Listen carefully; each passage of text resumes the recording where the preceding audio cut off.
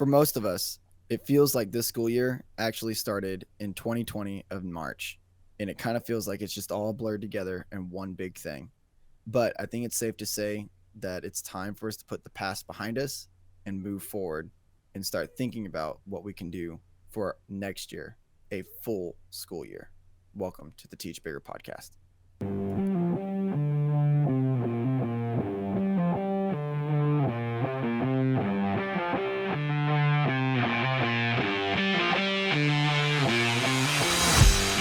Welcome to the Teach Bigger podcast. I'm Chris Pratt. I'm Chris Mosley. And I'm Tyler Lamont. All right, guys, this is it. This is our last episode of season number 4. So we can... I think it's season 5, isn't it? No, we're in season 4. It feels like season 5. Oh, my God. But it is season 4. So we can, ring little bells and pop some confetti because we made it. Mm-hmm.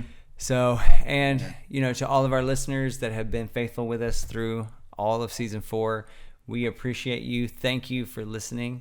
And hopefully you're getting something out of this. I guess you would, or you wouldn't be listening right now. So anyway, this has been quite the year. So let's see. Oh, yes. We start. Go ahead. No, there's so much to say. I was just going to say, I'm tired of everything. So if you're tired too, raise your hand up and say, my name is, and I'm tired. And when summer hits, I'm going to take a nap. Mm-hmm. And I'm not going to wake up until school year starts again. I will tell you, my last day with students was this past Friday. Lucky. So jealous. And it was a wonderful feeling. And the funny thing is, I deal with teachers really, because I'm an instructional coach, and so I do deal with kids, but I don't teach in the classroom necessarily. I'm doing more other things, but it's just something's different when the kids leave. Just something feels different. Mm-hmm. Mm-hmm. It's something special too. During the year, when the kids go on, you have the room to yourself, but it's something even more serene when they're gone for the summer. I know there is no quiet, like a kid quiet. It's a blessing from the Lord. Yeah, it is. And we're almost there. Yeah. So let's take a minute and just let's think back to all that we have encountered this year. Okay. So of course we got to start the year, if we ever even finished last year, as Tyler was saying earlier, with COVID and with shutdowns and with remote learning. And that was just, there you go, enough said. But I think at this point, I don't know. Is everybody tired of talking about that? I mean, it's just... I don't know. There's a lot of schools out there that are still locked down and You're right. It's crazy. And if you are still locked down, if y'all still haven't gone back in face to face, I would love to find out what state you're from. I'm just curious which teachers listening are still having to deal with this, and because that's wild. Because we've been back face to face since, for the most part, November or so. Most people in Texas. I was back face to face in August. Well, I was too, but I'm saying August 3rd. There were still lots of schools, especially in the big cities, that weren't. But I think most in Texas are back to that. Well, I have a private lesson student who's taking clarinet lessons from me, and she moved to Texas, I think from Washington, if I'm not mistaken. But point is, she moved from up north, and I was like, "Well, what brings you here?" She's like, "School's still shut down up there, and I couldn't do remote learning anymore because I just wasn't learning anything, and my brother was already going to go to A&M down here, so we just followed him down here so that way I could go to school." Wow. And I was like, "Oh my God, that's crazy." Yeah, I mean, and I have friends in the northern states that I still talk to, and they're still remote. So, I know that that's happening. But I do feel like it is starting to dwindle, which is a good thing. But, so, we did that. And then, if that wasn't enough, on top of it, the entire nation had a snowpocalypse during the month of February or whenever that was. And so that was something to contend with. And of course, here in Texas, we sort of had to deal with that the most, not because we got more snow, but because we don't know how to deal with snow. And so it just ruined everything that we ever had. Well, you know what? Let me tell you about that. We didn't get a chance to have our conference as we normally do. So around February, we as music educators, we look forward to a mini break away from the kids. And that break came around the same time. So We were, the snow apocalypse, whatever. We were truly grateful that we still had a break because we were out for about a week. We were out a week, right? Yeah. It was a good. So good time. we were cold, but I took the whole break. I was, I was okay. Right. So it was crazy. It was crazy though, but yeah. And so, I mean, in the midst of that, we've had, I mean, I know me personally, I've had a ton of changes in my life. And, this season, I'm excited. And those of you who've been listening, like, we had more guests this season than we've ever had. And we've had some pretty amazing guests that we've learned. We've gone international. Right. Yeah. We even had international guests. So, I mean, it's been a good year. And, despite all of its challenges, it has been a really good year. So let's take a moment. And for the next couple of minutes, we're going to listen to some highlights from season 4, just to jog your memory of all of the things we've been through. Because I don't believe in barriers. I only believe in obstacles. They are only barriers if you leave them there of your own will. I don't see low achievers in my classroom. I see high achievers. And raise your hand if you feel like a high achiever. And guys, y'all should try that. Y'all should try that. And see how few people raise their hand. Yeah. We have a culture right now, friends, that losing is attractive, but it's only attractive to kids. There's that saying, try hard. Oh, he's a try hard. Oh, she's a try hard. I tell my kids, hey, guys, and I know everybody listening to this podcast has heard it at least once or multiple times. Guys, I tell my kids that, guys, only kids say that. I've never heard an adult call another adult a try hard. I cannot believe you. You're amazing. And I said, what? She goes, I've never had a parent so prepared to talk about their child. And I said, well, I was just reading the Sesame Street Parent Forum. And I realized I'm just a lifelong learner. I love to learn. And if there's a way to do it better, I want to know about it. The monk says, take a breath, stop, and if you're going to wash the rice, then wash the rice. And a coach is a vessel to get you from one place to another. And I put on my shirt and my coat for a suit, and it didn't fit at all, like not even close. Like I'm talking Tommy boy, fat guy in a little suit, like just not working. And that's when I decided, I was like, I can't do this because I can't afford it. I feel like I'm more like Willy Wonka because I am doing a whole bunch of whimsical things. Like I do things that in front of the kids, I'm like, I can't believe I just did that. And they're like, what's going on?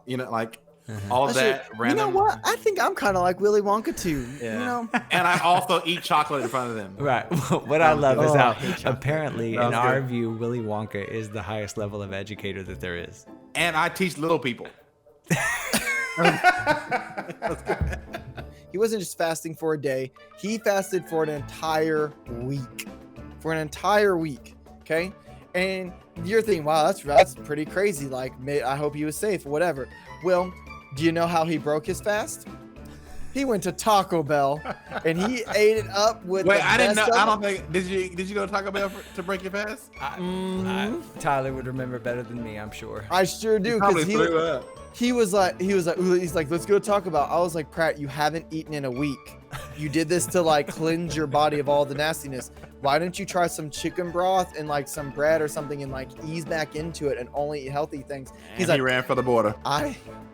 I gave myself food poisoning because I cooked chicken wrong. Wow. 4 times. Wow. Maybe even more during quarantine, to the point where it was a challenge that I was like, I'm either going to eat clean or I'm going to die because I don't know how to cook. That's all. Thank you. Thank y'all for tuning in. Have a good day.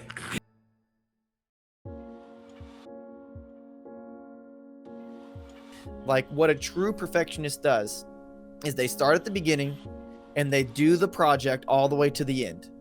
And then they go back and they look at it and say, hey, you know what? This, and this, and this can be better. And then they go back to the beginning and they do it all over again. And they make it a little bit better. And then they look back at it and they say, hey, you know what? This and this and this can now be a little bit better. Yeah. And they go back to the beginning and they do it again. And they repeat that process over and over and over and over and over and over again. So what they've really done is they've done this thing 100 times. They've now done 100 projects. compared to the other person who thinks he's a perfectionist, but he isn't even done with the first one. But your entire life is variable.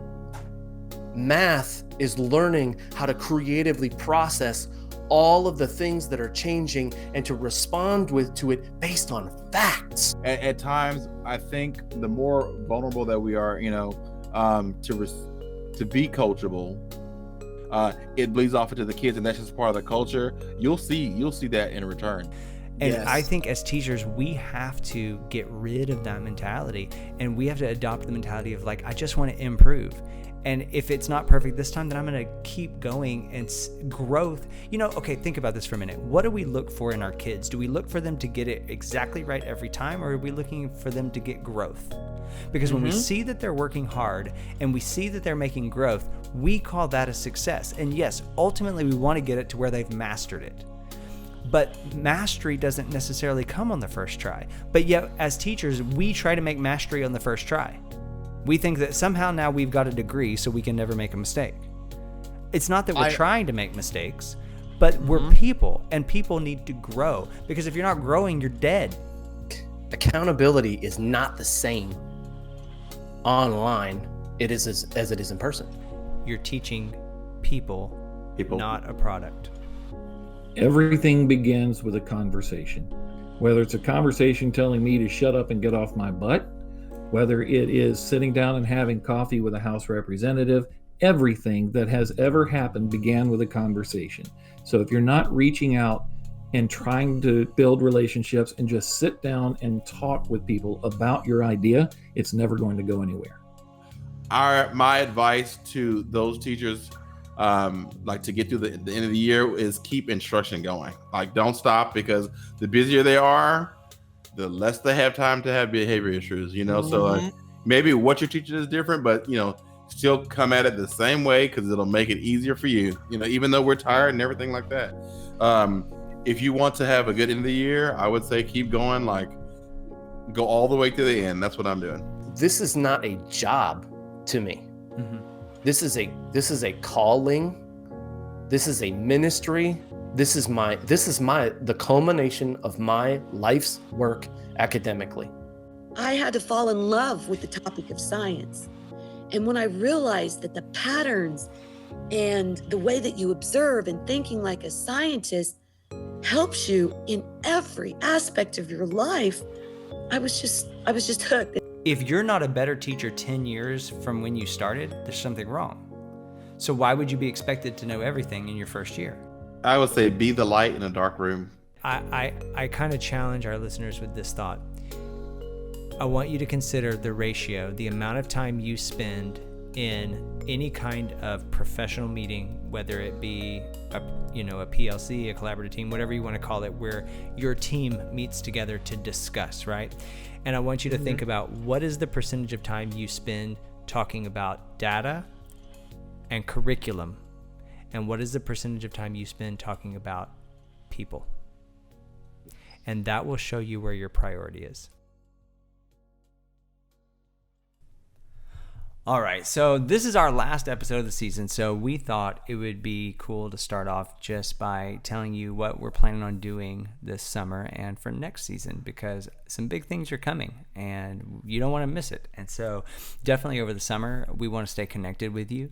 And although we won't be doing a podcast every week, you can still interact with us in different ways. So I think the number one project that we're doing this summer is we're going to be working on adding content to our YouTube channel. For those of you who've visited, we definitely have some stuff up, but it's nowhere near as, what's the word I'm looking for?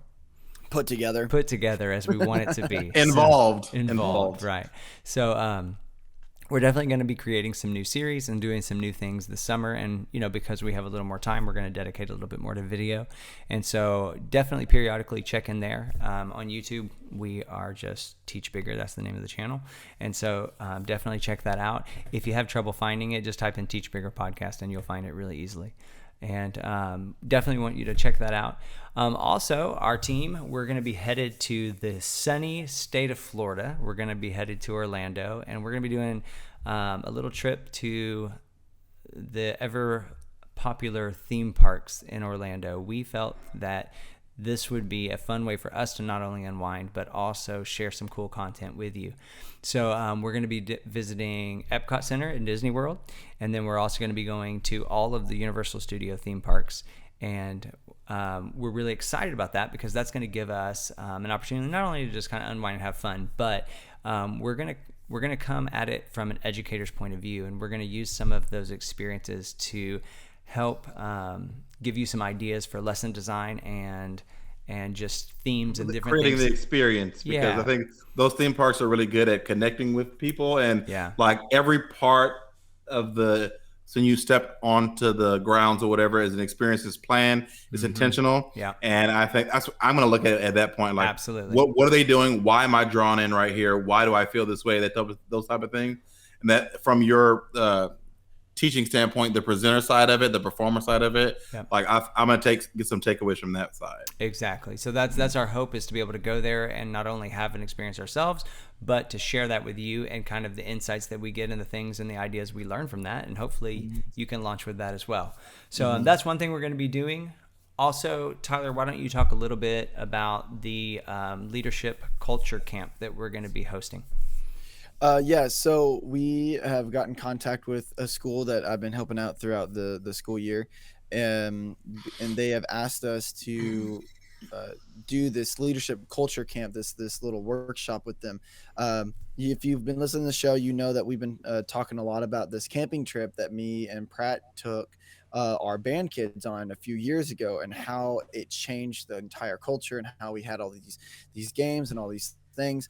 And we're basically going to give that to this school, and we're going to kind of customize it, make it work for exactly them, and make sure that it's going to be just a good time for everyone to grow culturally, to grow as an individual, to grow as an educator, and for the students to grow as well. And hopefully, if everything goes well, this will be something that we'll be able to offer out to even more schools. So be on the lookout for that, because it's going to be a really cool thing for everyone involved. Yeah. And so then kind of to end the summer, in the end of July, we have the opportunity this year, the Teach Bigger team, we are going to be exhibitors at the Southwest Music Conference, which is basically a huge music conference for music educators all over the state of Texas, and then people come from surrounding states as well. The cool thing about it is we've always gone in the lens of participants, where we go to different clinics and breakout sessions and learn. But this time we're actually going to be the ones exhibiting what Teach Bigger does, and we're going to be sharing our message with them. And so that's going to be a really cool opportunity. So lastly, also, I told you a few episodes back that I'm working on a little side project called the Plant Adventure, which is all about incorporating healthier foods into your diet, and wanting to be able to extend some ideas and some cooking tips and recipes out to teachers who are interested, because I know a lot of teachers don't have time to be healthy. We have all lived that life. And so hopefully I'm going to be able to launch that this summer as well, and get you ready for the next school year. So that way you just feel like you have a whole lot of information in front of you to cater it to your lifestyle, to make things work. So if you're interested in that, stay tuned as well. So lots of big things coming up this summer. We are excited about it. But you know what, guys, to finish out our episode today, and to finish out season number 4, I thought it would be great if we took a little time to reflect on the 2020-2021 school year. And maybe let's just kind of go around roundtable style and talk about maybe some of those most memorable moments that you've had, maybe some crazy things that have happened to you, and maybe what are the main takeaways you've learned from this year? Because this is a year that I think every teacher, if they were to stop and reflect, they could really say, I have learned so many things this year, because all of us had to go and move out of our comfort zones. So, Tyler, why don't you get us started? Okay, so I got a little bit of a crazy story, and I literally just remembered this like just now. This was the moment when I realized that I kind of knew a little bit about computers. And when I was done doing this, I legitimately felt like a secret agent. So one of my APs, this was during remote learning, one of my APs called me into his office because he needed help downloading a file because he was trying to do something. He wouldn't tell me what it was. So I get into his room, I go into his Google Drive, and I find that he's like, there's 2 zip files I need to download. So I download both zip files. The first zip file is password protected. So he puts in the password and get it in there. And it is just an installer for a program that I've never heard of before my entire life. And I install it in there. Now, after it installs, it needs a password again. So then he like logs into whatever it is that we just installed. Then I take the other zip file, download it from Google Drive onto his thing, and then it's password protected. I unpack it, and somehow, and because I don't think zip files work this way, but somehow there was another zip file inside of it that was also password protected. So I unpack that, and then there he like puts his password in, and it's till like he like opens it up, and then it is a key like you would get like if you were trying to buy something, like you need your key for like Windows or whatever. Yeah. So it's like this key, and then there's another weird file format that is in there, and you were supposed to drag and drop this into the program that you just like installed onto your thing. So I drag and drop it, and I put it in there, and then a little thingy pops up and says this is time restricted and will self-destruct in like I think it was like an hour or something. What? So What is this, like Inspector Gadget? I know, right? And I was like, oh my God. And he's like, here, let me just put my password in. And so he puts another password in, and he puts it in there, and all of these emails pop up in this program. And he has literally 1 hour to find what he needs before the program and everything deletes itself and uninstalls it from his computer. What? And I was like, what is he into? And I was like looking at him, and it was obviously like student emails. And I was like, that's weird. I was like, this must be some really sensitive information. He's like, yeah, it is. I better get to it. And I was like, okay, is this all you need? And he was like, yep, thank you so much. I wouldn't have been able to do it without you. And I was like, what just happened? I legitimately felt like a secret agent. Wow. Like all the things that were in there, and everything was password protected. And okay, whatever. That's crazy. Well, that's a memorable moment. That's crazy. Yeah. Wow.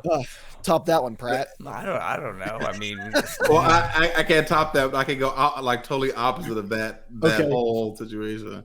I guess it's just like to start the year, because a lot of great things happen. It's so funny because like as crazy as this year was, a lot of really good things happened. Yeah. And a lot of like moments were still made. So because I was against the whole thing going back in the first, I was like, this is ridiculous. I don't understand why we're talking marching band in the midst of a pandemic, and we're going back with the guinea pigs. We're all gonna die.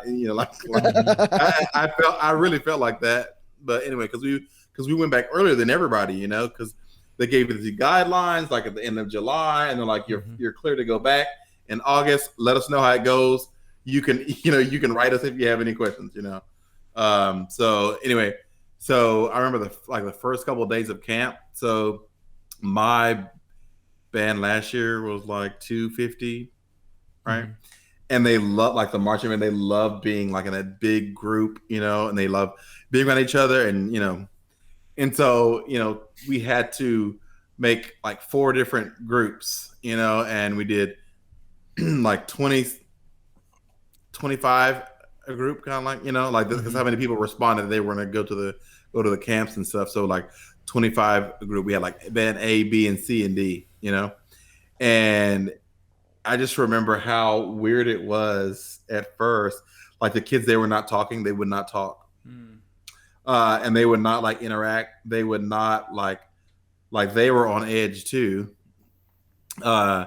And it was I was performing, but like to a whole nother level, because I was trying to get them to like have feel some type of comfortable, being there, So I remember that. And I remember just talking to my assistant director, saying like, the kids, they're different. Like they're so different, and it's so weird, But that was the beginning, And then the first day I had a mom. She came there, I was like, hello, ma'am. She's like, I just want to come in and make sure that things are, that y'all are taking it serious. I'm like, oh, no problem. So I took her temperature. I put her information, I put her information in the computer, and I was like, you feel free. And then she heard me talk for 5 minutes. She said, okay, I'm not worried at all. And then she left. But anyway, so that was like the beginning, and then we went to bigger groups. and then the kids were more normal.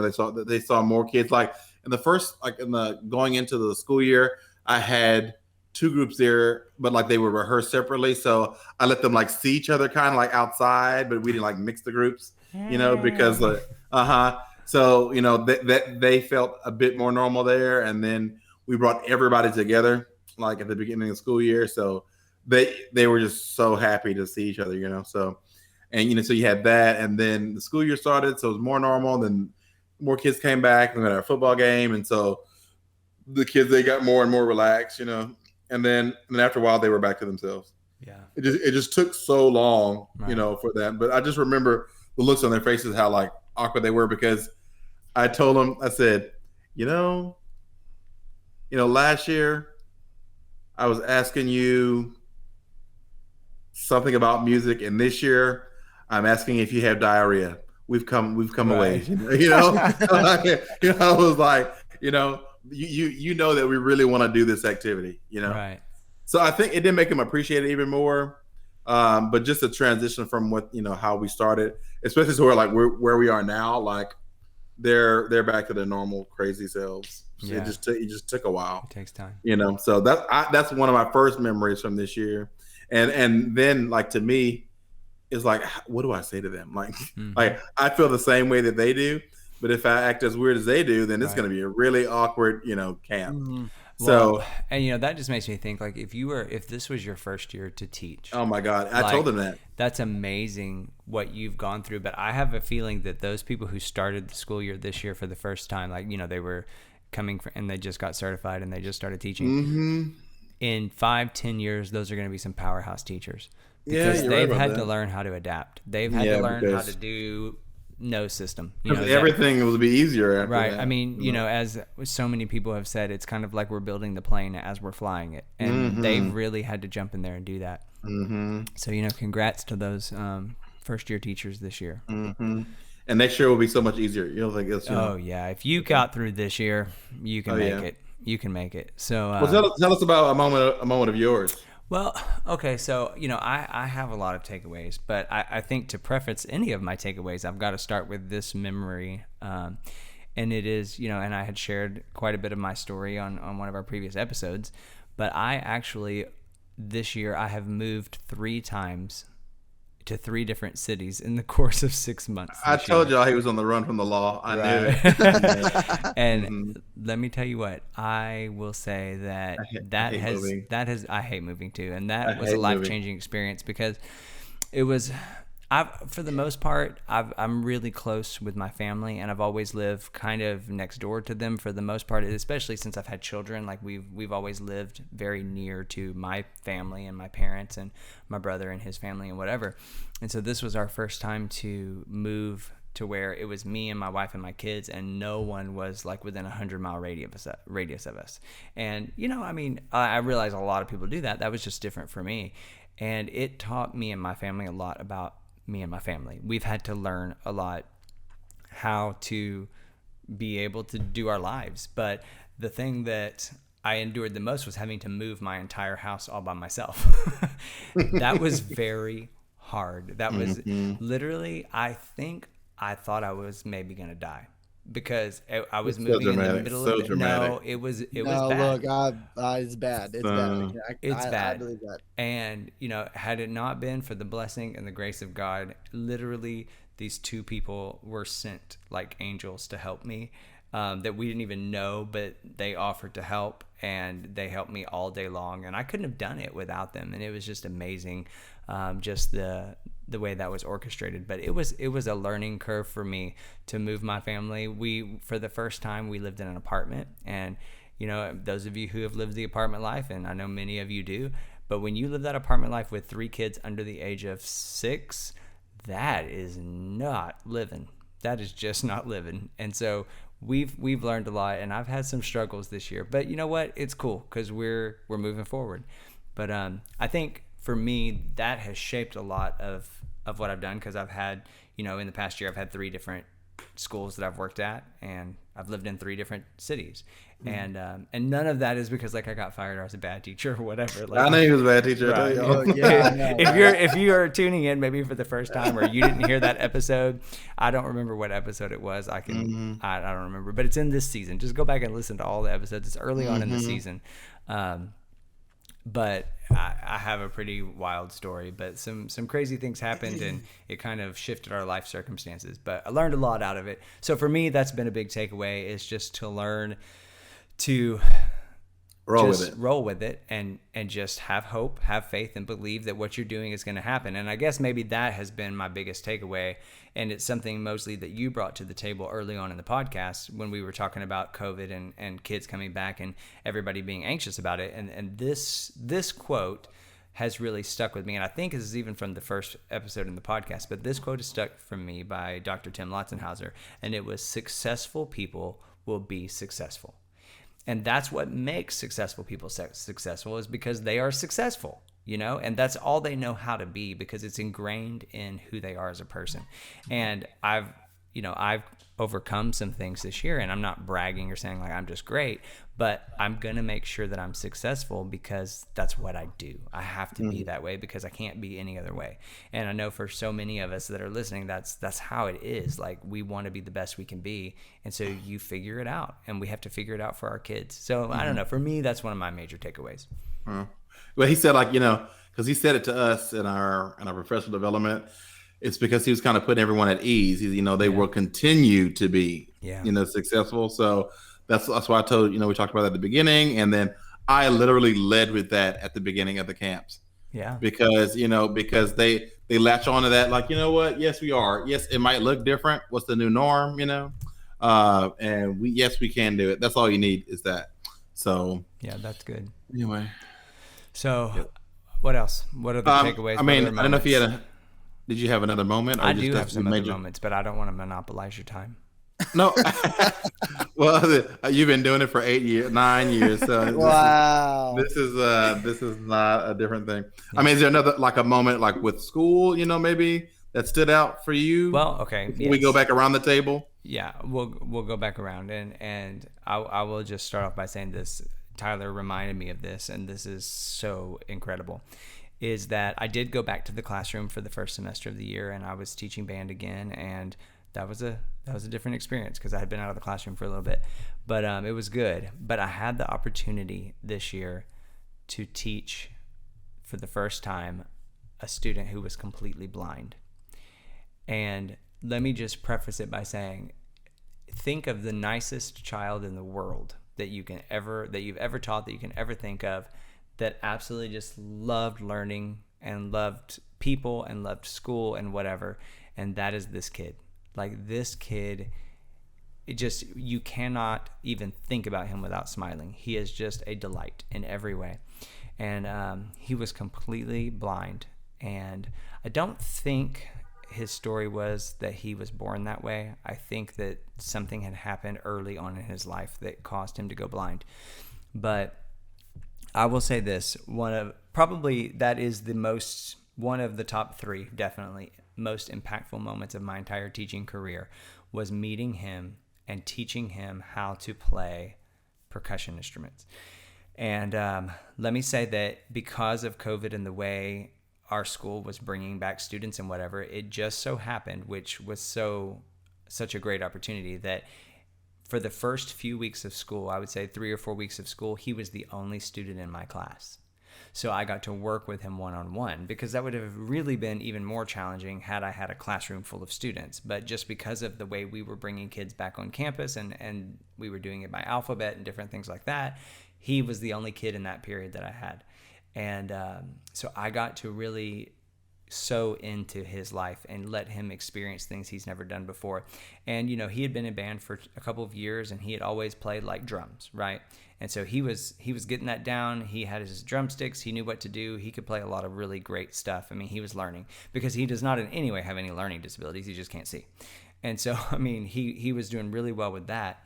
But But then I kind of got to thinking, like, well, there's this whole other realm of percussion. It's not just drums. It's also playing on keyboards, like, sort of like the piano and whatever. And so I asked him, I was like, hey, do you want to learn how to play some of the keyboards? And literally the smile that came on his face, and he was just like, I would love to do that. And so I was there with him the day that I put a xylophone in front of him.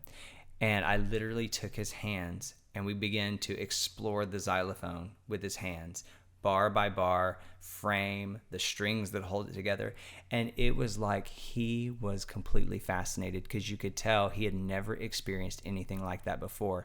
And it was like the thing he had always heard, he was understanding why it sounded the way it sounded. And so then when I put those mallets in his hands for the first time and let him play on it after we had discussed it, I mean, it was like a kid in a candy shop is not even like the best description. I mean, he was overcome, and he really didn't even have words. And literally we worked the rest of the year on those skills, because that was where he was lacking. And so he was able, by the end of that semester in December, he actually played the piano with us in our concert, and he was a part of the band for the first time. And so it was just such a powerful moment. And I think, if anything, that would just challenge us and encourage us to say, everyone has their struggle, but everyone can overcome it. And so stick with those kids, because they need your guidance. Yeah. That's so top that one. I remember you telling me that. Yeah. Yeah, that's a good story. It was that's great. Really good. It was really great. I just wish I could, just see his face one more time. It'd be awesome. Mm-hmm. You never know. You never know. Tyler, do you which way around the table are we going? Well, we can. We're supposed to go back to you, but I can go. That's not a big deal. Okay. We can go. I'll come after that. Okay. Well, mine's not near as heart touching. Yeah. Well, mine is another funny story with a student. Okay. I guess they're too small. They're too short stories. Well, I think my kids did not realize that my class is a video class, even though we use video cameras, or that I know about technology, at least enough to email their parents. Well, I had one student who was, and all the settings and everything like that on a computer are blocked by, like, students cannot access that stuff for multiple reasons. Well, I had one student who was determined to figure out how to change the background of his computer screen, and not just the background, but the lock screen. So that way, when it popped up and other people would have to log in, they would see his lock screen. Okay. I kept telling him over and over again. I was like, you're not going to figure it out. You don't need to figure it out. You cannot change your back screen. Even if you do figure it out, you cannot change it. Like, do not do this. Just do your work. Well, he figured it out. Of course he did. And he changed it to a picture that said some very inappropriate things. And I remember, because he was extremely excited because the bell rang and he's like, did it do the thing? Did it do the thing? It did it. And then he runs out the room, and I look and I see his screen, the lock screen, and it's there. So it's not just his desktop, it's his lock screen. So then I log on, I find the picture, I put it on a flash drive, I go to my computer, I put the flash drive in my computer, I download the picture, and then I email it to his mom. And I said, hey, this is what your son did to in my class today, after repeated times of me telling him not to do it. Wow. Yep. So how was he the next day? He quietly apologized to me, and he sat down, and he didn't talk for about a week. That's good. That's good. That's really good. Then I had another student, and this is a senior. We were videoing. We're doing some promo videos for CTE programs and stuff, and we were in the cosmetology department. And the cosmetology in my school is like next level. It is like, most beauty salons do not have the amount of resources that this school has. Yeah. It's pretty ridiculous. And there's a vending machine in there, and it has some of the best stuff in this vending machine that you cannot find anywhere else in the entire school district. I don't know why it's in this one, but it is. Well, I'm going through this footage, and I have my wonderful student, and all of a sudden I just see it's the vending machine, and he's just like, "Oh yeah, look at this vending machine, man. Look at this vending machine." And then he just starts saying all of these inappropriate metaphors about how wonderful this vending machine is. Well, again, I downloaded it and I sent it to his parents, and we had a student teacher conference because he's like, I don't really remember doing this. I don't think I did this. Oh, well, no. let me show you the video real quick that you yourself made. Click. Wow. You know, and let's just remind all of our listeners, what gets posted on the internet stays on the internet. Don't What you turn forget. into your teacher stays with your teacher. Clearly. Exactly. Oh. Well, yeah. Well, I'm glad I didn't deal with any of that. That's for sure. Yeah.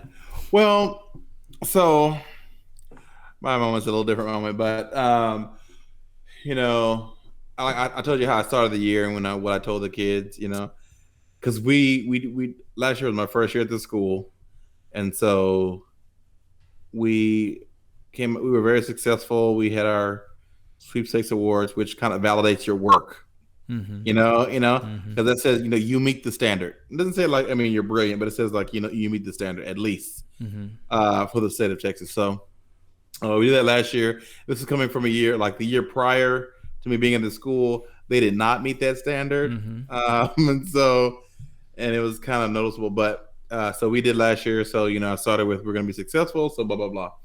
So like our first contest that we had, it was a bit different because we usually do a couple contests before we go to our big contest, and that gives the kids a chance to kind of get some of the bugs and kinks out, you know, their nerves and stuff like that, build their confidence. So at the real contest, they're, you know, we set themselves up for success, you know. So we didn't get a chance to do that this year because there were not contests this year. Really, most contests were canceled. We're not able to travel due to restrictions, and so we didn't quite have that. So that was something against us. Another thing against us. So, you know, I did something at the school where they got a chance to perform, you know, made it feel kind of like contests, you know, so they had that run around the same time we were going to perform. So, you know, we did that. But anyway, our contest came, and the biggest thing I wanted them to feel like all the hard work, and despite everything, like, you know what? We did it last year without all this, and we did it this year with all this, and we still did it, you know? So our contest comes, and okay, here's the thing about the contest, the marching contest. I'm like, when I rehearse the band, I'm in the stands, you know, like I'm away from them. So I kind of tell how they do, you know? And so if it's bad, I'm like, it's bad. I know it's bad. If it's good, I know it's good because I have that vantage point. At the marching contest, I'm on the ground, you know? So I'm like level with them, and I can't really tell. You know, I know that things, you know, go well, but I can't get the sound that, you know, from where the judges are going to hear. So I really, you know, I didn't know. And the same thing last year, like I just didn't know. Like I felt like they did a good job, and they were kind of like looking to me, you know, like, you know, how did it go? I said, I think it went well. I think I really just, you know, don't know. And so the band goes to the bus area, let them use the restroom, and then like they know that every time we're done, they're gonna wait and get debriefed, you know, about how we do, you know. And so they know if we do well, if you come back with a trophy. Right. You know what I'm saying? They automatically know. So just like with you, you know, I always like try to hide the trophy, you know. So I go back, you know, it's across the street, you get the scores. Okay, yeah, we made all one. So I'm like, okay, great. I'm like, now how do I make this a moment? You know, like the whole thing. I'm like, how do I make this a moment for them? Because that's what's important. That's what they're gonna remember. So we orchestrated it. I gave the trophy to another guy in another school. Wow. Like, here, hold this, and I'm like, here, go put it in our truck until it's time, and then at the right time, then come from the back of the band. You know, and so I learned this from you, Pratt. So like, I'm talking to the kids, and I'm good. I have a really good poker face. So like, you know, the kids don't know whatever. I'm just talking to them. I'm calm, you know. And so I start talking, and I take them on this ride. And I'm like, you know, and sometimes the judges, they agree with you. Sometimes they don't. And that's just, you know, how contest goes, you know, and they're like following me, you know, like, and I look at all their faces, and this is like their moment, you know. And then so I say, you know, it's something about a program like whenever you go and you get sweepstakes for a year, but it's really something when you come back and do it two years back to back. And they like, and I just kind of pause, and then the guard director who had the trophy, he came up around the back, and I just did this, and I pointed, and then they turn around and they just screamed, and they were like beyond themselves. And then so like they were started crying, the seniors are crying, and like the parents are the parents are crying. Like I'm talking and I'm like the parents are crying around, like wow. I had the parents too, and so that was a huge moment. And then what they didn't know is that this year we could also advance, and we went to area. So I told them that, and they were like even more beyond themselves. And so just like a whole thing about, and I said that I ended with that statement. I was like, I told you, successful people will continue to be successful. So that's what we're going to do here, blah, blah, blah. And then boom. So that was like a huge moment. And like they just felt like all their hard work through the circumstances were, so it was a really, really great moment. And then I took the leaders to the side, and they were crying. And then, they said, thank you for making this one of the greatest years that we've had. I'm like, look, there you go. That's great. So, the question that has to be asked is, were you crying? No, I don't cry. Oh, okay. Well, that would really be a touching story if you. I know, right? Yeah. I'm on performance, so I just. Well. So anyway, that's a moment that sticks out. That's good. That's a really good moment. That you're right though. I mean, there's no greater moment than when you get to be a part of seeing the kids feel successful, happy. That's good. And then it validates your work too. It's like, I wanted them to do well so they can believe that, if we keep working this hard, we'll do well. Yeah. So that's a big thing too. So that's good. That's great. Anyway, that was a great moment. So anything else?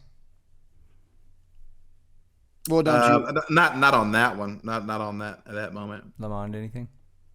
Well, I mean, I have another one, but it's your turn to go. Okay. It is your turn to go. I'll finish out my thoughts with this. I think one of the big takeaways that I've had, and especially being on 3 different campuses this year, it's really given me a different perspective because, most of us, many of us, I guess I should say, we invest in our district. We're usually on our campus for several years. We get to know that culture, and then it's hard to leave that culture because you're used to it and you're comfortable and you have your relationships and your friendships, and you understand the flow. And I was in that very situation, and then got thrown into different situations where I had to meet all new people and work in all new ways and everything. But I think for me, having to go through that and learning 3 different campuses this year, I think this is my big takeaway that I learned that I hope sticks with me and sticks with all of us on this show is this, that, there is always good stuff and there's always bad stuff. It doesn't matter where I go. There's always great things going on, and there's always really not great things. I mean, just like really bad things going on. But what I've learned is this: you have to find the good stuff and tell that story. You have to make that the story you tell, because if all you do is focus on the negative things, then that's all you're ever going to see. But in the middle of all the negative things, in the middle of COVID, in the middle of me moving 3 times, in the middle of all these reasons that you can be frustrated, there's great things. Like the kid I taught how to play the marimba, like the kid that I, had this experience with, or this thing. And you have to tell those stories. And when you start to focus on those good things and you start to tell those good stories, the things that are not going well, they don't seem like such a big deal anymore. So to me, that's kind of my takeaway from this year. And I feel like COVID really opened my eyes to see that there's a lot of bad stuff going on. And it would have been so easy for us as a team or on the podcast to just jump on it and gripe all the time about all the bad decisions people are making and whatever. But I feel like we've kept the perspective of what can we do to fix things. And I think that as long as we find those stories, and that's what we've done this season, is we've found great educators doing great things and said, let's talk about this.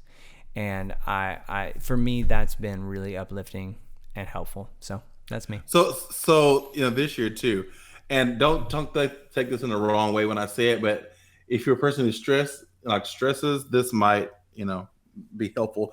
Like one thing, my colleague and I, when things are just like we found ourselves getting heightened about something going wrong or whatever. And I just look at him and said, you know what? Nothing matters. Like we're here, like it's not a big deal. Nothing matters. Nothing matters this year. Like we're just trying to get through this year.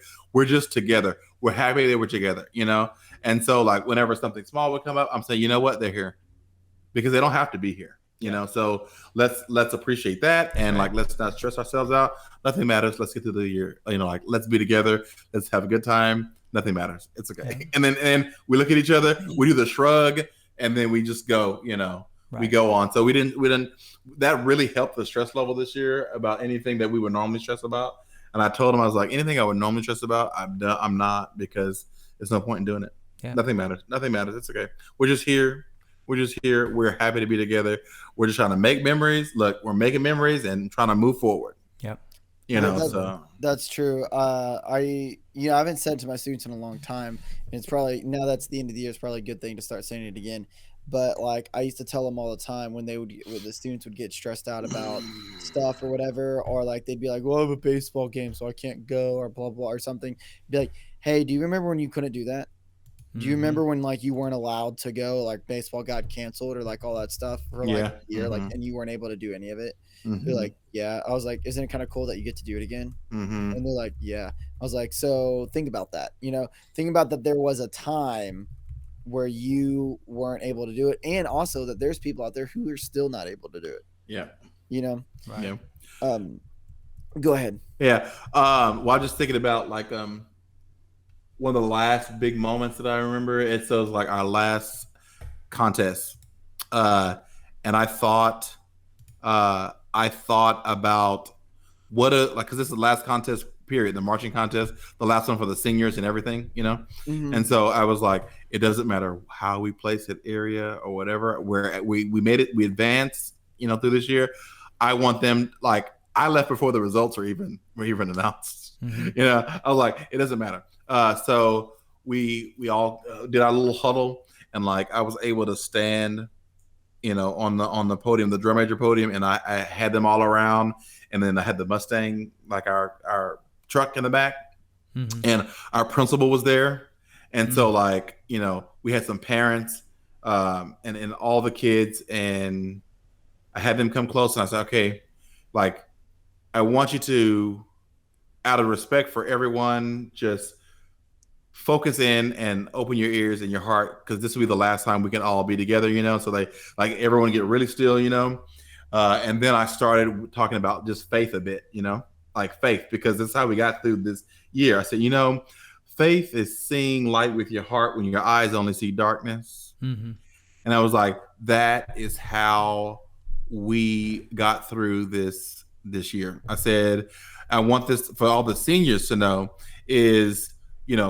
whenever you have a time where you doubt yourself or you're not sure how you're going to move on, remember this moment here, remember this year that we've had, because we've experienced success because we were successful. You are successful. So whenever you come up against the troubles in life, and you're not really sure what the next move is, remember that there still can be light, and you still do everything to move forward, and with the hope that things will, turn out the way that they can turn out. And I said that, and then we kind of went on, and then the seniors, they had their moment, and I just told them like how proud I was of them, and looking back to how things started, with the 20 kids here and those type of rehearsals, to how we are all together. That showed them like the process that it took to get there, and I thank them for trusting me through the year, and just let them know that they can do anything, even if they're not really sure about how they did it, And then the principal was there, and she was like, man, that was just something so special, because the seniors needed to hear that, and they will remember that for the rest of their life. And she got a good picture for that from that. Yeah. But anyway, like that probably was one of the top moments from the year too, just because it was a punctuation to the whole crazy year, and it was successful. The kids felt great. At the end, they were taking pictures, and they were all together, and they felt like despite what the trophy, like it was we didn't, like I said, we didn't stay for the awards, but they felt successful because we made it to that point, and that was the best they did on their show for this year, and that's all that we needed, So anyway, that's a really, really outstanding moment for this year too, and hopefully we can top that next year. We'll see. But that's it. That's my last story. Well, my last one is I changed jobs, obviously, and I'm no longer a band director or a percussion director. I'm now a media director, and I do CTE and I get kids certified in things. Which, by the way, I got one kid, which is one more kid than who's ever been certified in my class ever before, which is extremely exciting. I learned that whole process, but that's a story for another day. I remember during football season, as I was like carrying all this camera gear to like go try to live stream and do this stuff. It was a Friday afternoon, and I was just I could hear the band director and the band playing and everything like that. And he's not screaming at them, he's not hollering at them, but he is talking through a megaphone, so it sounds like really loud. And he's like, we got to be doing this and be doing this, and we're over here and like watch your feet and watch your toes, and we got to watch your use your air and like all these things. And then at the same time, I'm turning into the football field, and I'm watching the coach like blow his whistle, and he is screaming because he doesn't have a microphone, and he's screaming at him and like, run faster, blah blah blah. And I'm sitting there thinking, it's like, I bet that coach looks up at that band director and thinks, you are insane, it is just band, what in the world are you doing? And I was like, I bet that band director is standing up there on that podium looking at that football coach going, you're nuts, that's just football, what are you doing? And I'm sitting here like walking with all this camera gear, and I'm looking at both of them like, y'all are both crazy. And then I looked at my camera bag and all this stuff, and I was like, and I'm nuts too, what am I doing? Mm-hmm. So it kind of gave me a little bit of perspective of programs, because the football program obviously was established to some degree. The band program was established to some degree, and my program was not. And I thought both of them were nuts, and they probably think both of them are each other are nuts. And then here I am carrying all this gear. No one's helped me. And it kind of just made me think, well, like, why am I doing this? Why are we doing all of this crazy stuff? It's just sports. It's just band. It's just videoing, like what does this matter? And then later in the game, this was also the very first game that we ever like officially made live streaming a thing. And the parents loved seeing their kid up on the Jumbotron and being able to do instant replays and stuff like that. And then I kind of realized, it's like, okay, like that's why we do it. We do it so for the community, for the parents and stuff like that. Now keep that aside. My old students who were in the band had been coming up to me constantly throughout the entire year and telling me that they needed me, and that they wish I was still there. And I'm telling you, it would just pull at my heart like constantly, because when a kid tells you that they need you or that they need help, you don't want to tell them no. But I'm no longer their teacher. Right. I left. And a piece of me was like, well, maybe I can go back and help or whatever. Well, now I'm in my own program, this new program, and I'm talking about things, whatever, and students are like, don't ever leave, Mr. Lamont. Like, we weren't ever doing any of these things, whatever. Like, please don't leave, please don't leave. And now they're telling me that they need me. And I kind of realized that it doesn't matter what your program is or what you teach. Kids will always need you, no matter where you are and no matter where they are, like physically, educationally, whatever. The question is where are you going to be to help them? And you also need to remember that somebody was teaching them before you, and somebody will teach them after you. Just like somebody taught you before a certain teacher and someone taught you after a certain teacher. And they might be good, they might be bad, but they'll be a teacher nonetheless. They'll be okay because they were okay before you, and they'll be okay because they have the lessons that you taught them. Yeah. And it's okay to leave a program. It's okay to leave the classroom to go teach something else, even though it might pull your heartstrings or whatever, because that's what I would tell myself. They'd be like, Mr. Lamont, we need you. I'm thinking, you have two very capable teachers in the classroom. You're fine. Yes, you may. They want you. Yes, you may miss me, and that does make me feel good, and that does break my heart that you want me in that classroom. But you're going to be fine, and you're going to learn the things that you need to learn and that you want to learn. So I kind of pulled that out of that, is that from the outside looking in, you look absolutely nuts. From the inside looking out, you think everybody else is crazy. Right. And the kids see you as that they can't do this without you. And that might be partially true, but chances are another teacher is going to be able to come in there and be able to do the same thing that you can. And that's not a knock on you to say that you're not an individual. That's a good thing, because we need teachers to be able to just step in and to pick up where other teachers left off. Yeah, that's good, Tyler. Well said. So, well, this brings us to a close of season 4 of the Teach Bigger podcast. And I would encourage you and challenge you, whether it's just that you reflect on your own, or maybe you get with a friend or a colleague and just talk about your year and really process what you've done, process the experiences you had, and process the lessons that you've learned, so that you can move forward and grow from them. And, that's what we want to do on this podcast, is we want to bring the great things that people do and let them challenge you to think outside of the box, let them challenge you to do new things, be innovative, and just grow in your profession and as a person. So thanks so much for tuning in with us. If you're new to the podcast and you didn't listen to most of the season, that's totally cool. Just subscribe to the podcast. You can do it on iTunes, Spotify, absolutely anywhere that you listen to podcasts. You can find us. Just type in Teach Bigger Podcast, kind of like you found us just now, and just subscribe. And that way you're able to get notified whenever we release new episodes. I would say this: we don't have an exact date of when we're going to release season 5. I can tell you that it will most likely be in the middle of August. As school is getting ready to start, we want to be there ready for you. But definitely subscribe, so that way you get the notification whenever we launch our first one. Also, if you're interested, I would encourage you to visit our website and join our mailing list, so that way we can keep you up to date throughout the summer of things that we're doing, information that we're giving out, and we'll certainly be letting people know when we are going to launch the podcast. We'll also let people know through social media. We're on Facebook, we're on Twitter, we're on Instagram, so all of that, our handles are Teach Bigger, so we want to encourage you to connect with us that way as well. So I think a final thought would be this: if we're always looking for great educators that are doing big things in the classroom, and maybe that's you, or maybe it's a colleague or a friend or a family members of yours.